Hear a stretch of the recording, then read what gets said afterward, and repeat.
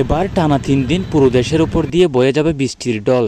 দেশের নিম্নবর্তী অঞ্চল অর্থাৎ সিলেট, রাজশাহী, খুলনা এবং দেশের উপকূলীয় এলাকায় দেখা দিতে পারে ৬ থেকে ১০ ফুটের জলোচ্ছ্বাস।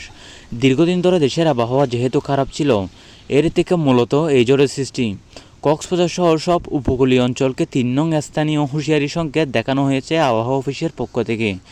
আবহাওয়া অফিস আরও জানিয়েছে, আগামী ৩০ জুন থেকে ২ জুলাই পর্যন্ত দেশে প্রচুর বৃষ্টি হবে। এতে হতে পারে ভূমিধস। এজন্য মানুষকে আগাম হুঁশিয়ারি দেখানো হয়েছে। দেশের পার্বত্য অঞ্চল চট্টগ্রাম, বান্দরবান, রাঙ্গামাটি, খাগড়াছড়ি, সিলেট প্রত্যেক বছর ভূমিধসে শত শত মানুষ মারা যায়। তাই এই জায়গাগুলোকে রেড জোন হিসেবে দেখানো হচ্ছে।